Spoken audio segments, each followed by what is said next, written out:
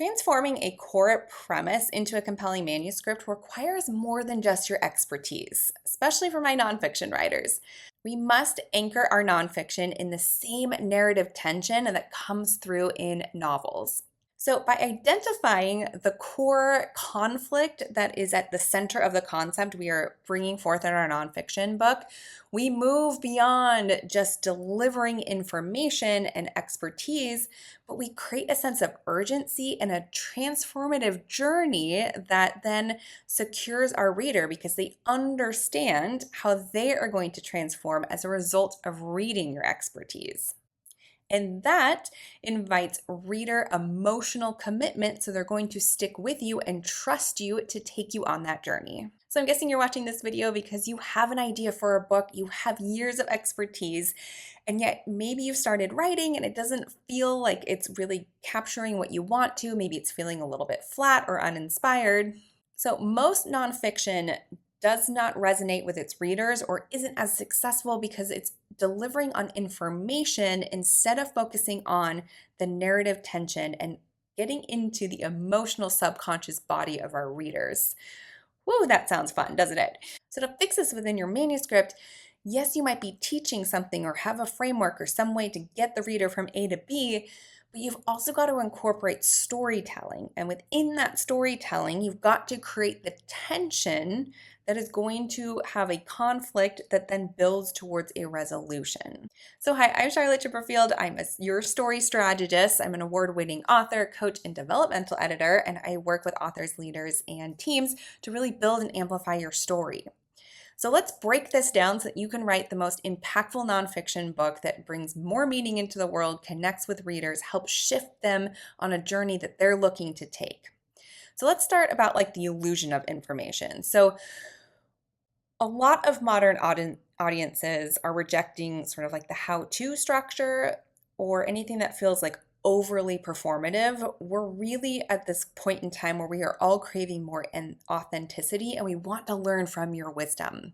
And so when we are just being very prescriptive with how to take this one step, do this thing, it's like it feels like another to do. It feels like another aspect that we're just going to have to like add more things. Is it going to change anything? We don't know. Like, is this helpful? I don't know. So what we don't want to do is confuse our readers. And so when we are too focused on the step 1, step 2, step 3, it lacks that emotional connection. And that is what we're really wanting to tap into is the emotions of our readers. And we can do this subconsciously, but we can do it on purpose on the page.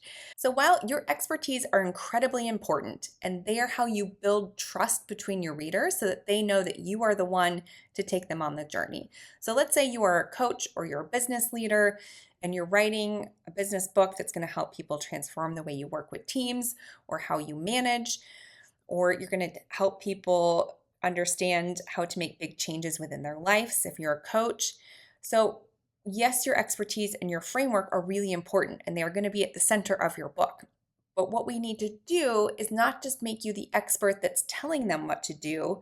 You want to invite them in and go, hey, I see you because I've been on this journey and that's why I've created this framework. So we need to start by meeting the reader where they are. If they are exhausted or if they don't know what to do next, they know that they kind of want to lead teams better. They want to make certain changes in their life. But when you get into what are they actually feeling in that moment? They're feeling exhausted. They're feeling tired. They don't know what their next step is. They're avoiding making decisions. Meet them there. Don't start at step 1 of your framework. Start with what is it that they are feeling? So that is the anatomy of a narrative hook. It is not just jumping straight into your expertise and that first step they should take. It's going, hey, I see you. I understand your struggle. I have been there. I have felt that. And then you can turn to, and here's what I did about it. And that's where you can incorporate your framework in that piece. But we have to be very clear at the beginning. We're not just hooking someone like a fish because we want dinner tonight. We're hooking them into our worlds because we are going to help and support them and take them on this journey. But we also need to be very clear that they should hook onto us because we understand where they are right now and where it is they want to go. And we are the one they can trust to get us there. So that kind of conflict of your reader, so that conflict between they are here, but they want to be here, is the conflict at play. And when we can really untangle that with our readers, it shifts from this book is about this thing to it's going to help you achieve XYZ. Because I know right now you're feeling this way. So I'm going to take you from exhausted and unsure into confident and energized.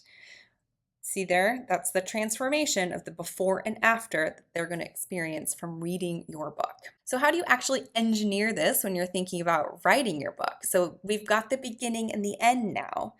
So within that, you need to think about what is the first thing that you can map out on this transformational journey. So if you've got the beginning and the end, then what's step 1, 2, 3, 4, 5, 6 in the middle of that? And that likely is that you have a framework or certain principles or exercises or assessments.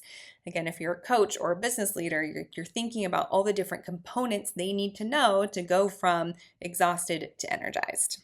This is exactly what I take you through in my Mapping Your Nonfiction book course that you can find in the link below. It's just 4 modules. It will take you through this entire transformation and how you actually map it out on the page. And it'll be really clear on who your book is for. So if you want to go deeper on how you actually transform and outline that transformational journey, I invite you to check out that course below. So the other piece I mentioned at the top of this video was how we incorporate some of that urgency. So one of the things that can be helpful is that your book isn't necessarily just a luxury insight for people. It's not just like for them to put on their bookshelves and be like, yeah, I read this great book. We're really trying to help people move from A to B. So it's thinking about how is your book a survival tool for them, especially in today's fast-moving market, especially if you are writing a business book. Things are changing so fast and so rapidly right now. So what is it that you are offering that's going to help with those solutions today, for tomorrow, 5 years from now, versus it just being like, oh, that's great to know that. What is the thing that you're going to help shift them within this space and time? So this is moving a lot of just advice pieces and again that how to, but turning into like why now? Why is this really important to understand now? So if you're not sure how to answer that question, there are different ways that you can kind of test your concept to see, is this resonating with people? Are they retaining what I'm saying? Are they asking me more questions? Because a lot of times we can have great ideas and it will almost fall flat because people don't understand why it applies to them. And so if you do have an idea for a book and you have an idea of who that reader is and what they're feeling at the beginning in that transformation, it can be wonderful if you have some people in your network that kind of fit that reader profile and start explaining, like, what does this feel like for you? Or can I tell you this in 30 seconds about what I'm thinking about writing, and see if they just go, oh yeah, that sounds great. Or are they like, oh, that's interesting. Can you tell me more about this? Those are 2 different responses because one is just sort of validating, like, sure, write a book, where the other one is like, actually, you're hitting on something there. I need to know more. And those are 2 big distinguishes. So think about maybe like a dinner party test, you can call it. So if you were to invite different people to the table and you were to test out like, okay, this is my hook for my book and this is my promise I'm going to give through this transformational journey, and then let that sit. Like, what happens? What happens to that dinner table conversation next?